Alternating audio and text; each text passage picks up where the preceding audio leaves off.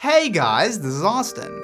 So over the last 30 years, there have been dozens of great consoles, but today I'm going to count down the best of the best. Starting at number 5, we have the Microsoft Xbox 360. It's easy to forget, but the 360 brought a huge change to the way we game. It was the first console to really get online gaming right with Xbox Live, bringing features like achievements and a robust friends and matchmaking system that has since been copied almost everywhere. Being able to download games was also a big plus for the 360, allowing you to skip buying discs altogether and play a huge variety of download-only titles that normally wouldn't have made it to consoles. While most consoles had a minimal interface or none at all, the Xbox 360 allowed you to do a lot more than just throw in a disc and play a game. We take it for granted today, but having a decent UI is a big deal for consoles. Since most 360s are connected online, Microsoft was able to completely overhaul the software several times, adding new features like avatars, a web browser, and even apps like Netflix, Hulu, and YouTube. The early hardware did run into issues with the red ring of death caused by overheating, but this was sorted with later versions of the console, which got smaller, quieter, and added features like built-in Wi-Fi. You also have to appreciate the controller, which is one of the best ever made and is still the standard for PCs today. If you compare the graphics to a new console or PC, it might not seem too impressive, but it's easy to forget that the Xbox came out nearly 9 years ago. To put it in perspective, both YouTube and the Xbox 360 came out in November of 2005, which, considering that new games are still being released for the console, easily makes the Xbox 360 one of the best consoles of all time. Coming in at number 4 is the Nintendo Game Boy. Back in 1989, Nintendo had the home console market locked down with the NES, so they turned their sights on the handheld console market with the Game Boy. Sporting a 2.5-inch screen with a whopping 4 shades of gray, it might not look too impressive today, but the Game Boy was an enormous success with well over 100 million sales worldwide. The original Game Boy was massive, but in 1996 they released the Game Boy Pocket, a much slimmer and lighter version that could actually fit in a pocket. Considering how revolutionary the Game Boy was, it's interesting at just how many compromises there were. Since the screen wasn't backlit, you pretty much had to find either a bright window or some kind of light to play with, otherwise you wouldn't be able to see the screen at all. It was also powered by AA and AAA batteries depending on the model, which gave you anywhere from 10 to 30 hours of gameplay. The Game Boy might not have been the most powerful, but that didn't stop Nintendo from absolutely dominating handheld gaming for over 15 years, and a big reason why was the huge game library. There were portable versions of many console games like Donkey Kong, Kirby, Zelda, Mega Man, Mortal Kombat, and of course Mario. Having Tetris packed in was a major help to the system as well, however by far the biggest seller of the entire Game Boy line was Pokemon. Launched in 1995, the first generation of Pokemon games sold over 23 million copies, helping to give the Game Boy enough longevity to last nearly 10 years before being replaced, cementing it as the greatest handheld console of all time. At number 3 is the Sega Genesis. The Genesis, also known as the Mega Drive, is by far Sega's most popular console ever. Competing mainly with the Super Nintendo, this really helped to start the very first console war. With a 16-bit processor and high-definition graphics, the Genesis actually did prove to be a fairly powerful console.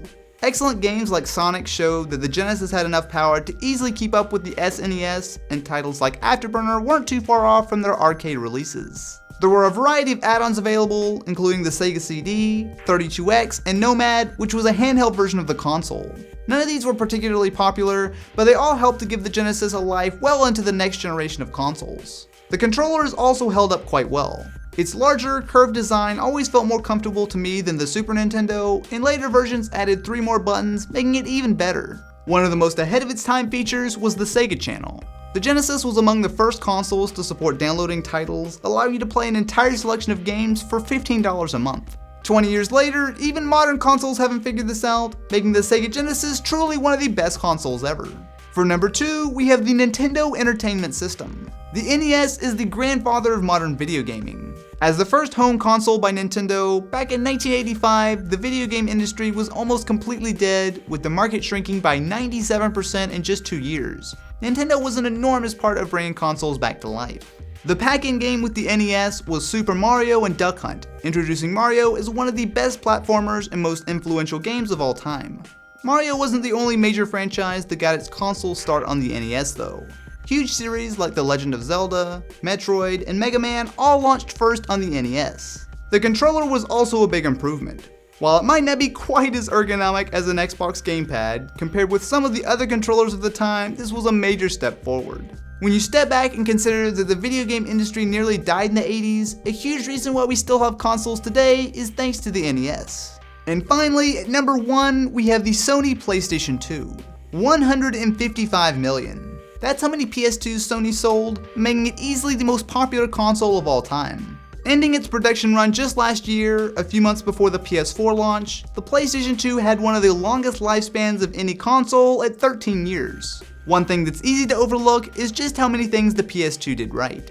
It brought full backwards compatibility with the original PlayStation, even including the memory cards and controllers, and played a huge part in helping to popularize DVDs, allowing you to do more than just game on your console. It also had USB ports, which made games like Guitar Hero possible, you could install a hard drive, and it even had 1080i output for some games, years before the Xbox 360 and PS3 introduced HD gaming. The original fat PS2 was succeeded by a much slimmer option in 2004, which remains to this day one of the smallest consoles ever and brought upgrades like a built-in Ethernet port. With games like Grand Theft Auto San Andreas, God of War, and Shadow of the Colossus, the PS2 might not have been as powerful as the Xbox, but the library was nothing short of excellent, sealing the PS2 as one of the best consoles of all time. So what's your favorite video game console? Let me know in the comments below, and be sure to subscribe to the channel for lots more top 5 videos like this.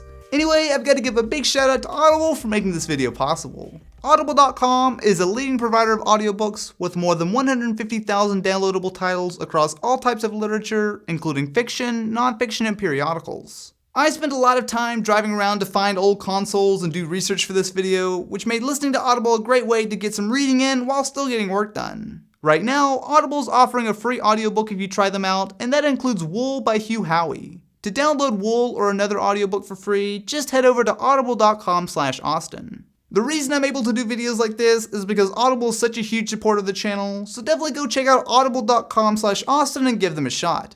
Anyway guys, thank you so much for watching, and I will catch you in the next one.